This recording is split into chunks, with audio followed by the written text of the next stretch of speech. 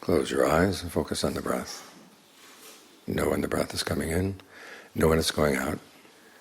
Ask yourself, where do you feel the breathing in the body? Because when the Buddha talks about breath, he's not talking about the air coming in and out through the nose. He's talking about the flow of energy in the body. And that you can feel anywhere. So where do you feel it right now? As you breathe in, as you breathe out. Focus your attention there. And then ask if it's comfortable. You can try longer breathing, shorter breathing to see which is more comfortable. Faster, slower, heavier, lighter, deeper, more shallow.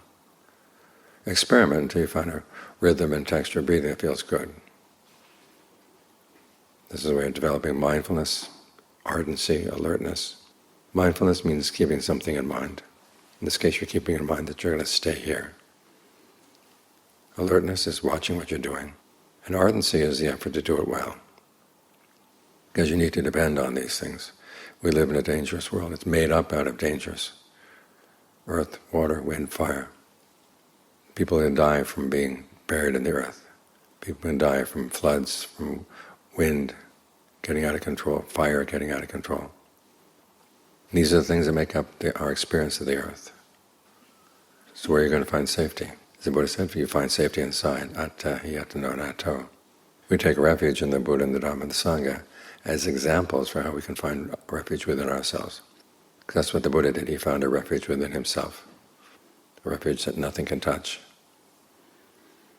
And he said as his teacher, his duty was to provide protection in all directions for his students. For his students. What kind of protection? Well, he doesn't protect us against earth, water, wind, and fire. But he does protect us against our own unskillful qualities, because those are the real dangers in the world.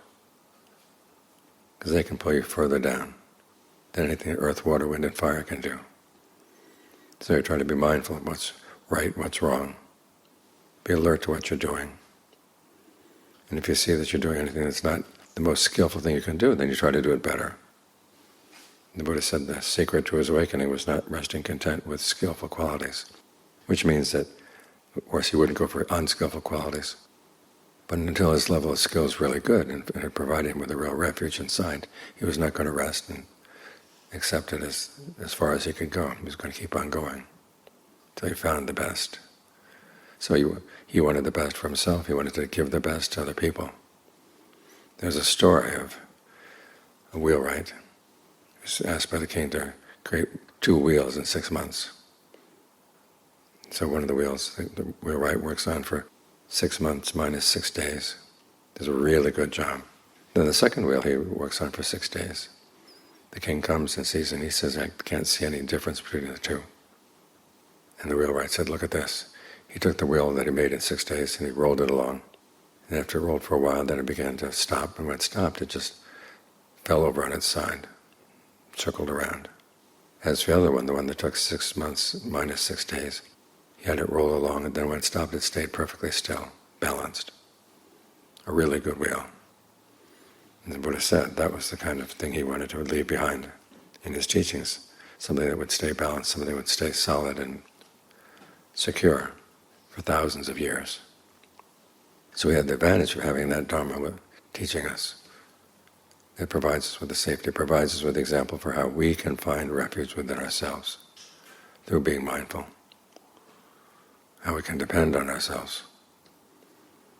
So in this world that's basically designed to kill us at some point, we're not going to let our goodness get killed. We're going to make sure that it stays solid and secure beyond all directions.